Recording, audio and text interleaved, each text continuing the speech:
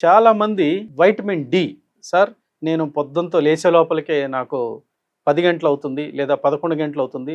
రాత్రంతా వర్క్ చేయాల్సి వస్తుంది. అందువల్ల ఎర్లీగా లేసి నేను ఎండకి ఎక్స్‌పోజ్ అవ్వలేను. అందువల్ల నాకు వైటమిన్ డి బాగా తక్కువైపోయి నాకు ఈ సియాటికా పెయిన్ బాగా ఎక్కువైపోతుంది సార్. అలాగే లేదంటే ఈ సర్వైకల్ పెయిన్ ఎక్కువైపోతా ఉంది. అక్కడి నుంచి చేతులంతా గుంజేసి నరాలన్నీ బాగా దెబ్బతింటున్నాయి సార్. ఈ డి విటమిన్ చెక్ చేసుకుంటే నాకు చాలా తక్కువుంది. ఇది డి విటమిన్ వల్ల వచ్చిందా అని మనల్ని ఒక క్వెషన్ ఏస్తారు.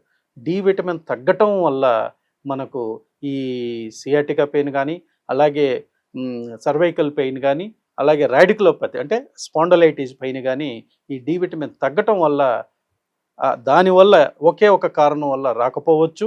కానీ డి విటమిన్ తక్కువ ఉండటం వల్ల కొంతవరకు ఆ కండరాల యొక్క బలహీనత గానీ, ఆ ఎముకల మధ్య ఉన్న బలహీనతను గానీ సూచిస్తది తప్ప, కానీ ఇవన్నీ రావడానికి ప్రధానమైన కారణము మన కండరాల యొక్క బలహీనతే.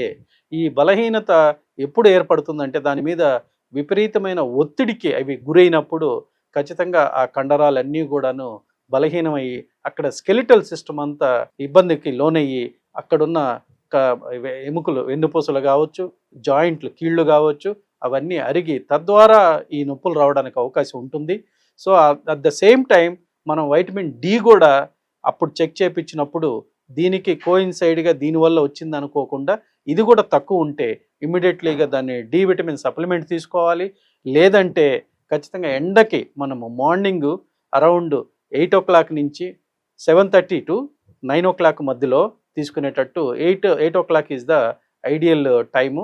అలాగే మీరు ఈవినింగ్ అరౌండ్ 4:00 నుంచి 5:30 ఈ మధ్యలో మన బాడీ మీద పడే ఎండతో వైటమిన్ డి అనేది సింథసిస్ అవ్వడానికి అవకాశం ఉంటుంది. ఇది ముఖ్యంగా మనము చాలా చక్కగా ఈ వైట్ కలర్ డ్రెస్ వేసుకోవటం వల్ల డి విటమిన్ని ఎక్కువగా మనము పెనిట్రేట్ చేయడానికి అవకాశం ఉంటుంది. సో ఇలాంటి జాగ్రత్తలు తీసుకొని వైటమిన్ డిని మనం గాన కంట్రోల్ చేసుకోగలిగితే ఖచ్చితంగా మనకు ఇలాంటి బలహీనతో కూడిన కండరాలు, అలసట రాకుండా ఉంటుంది.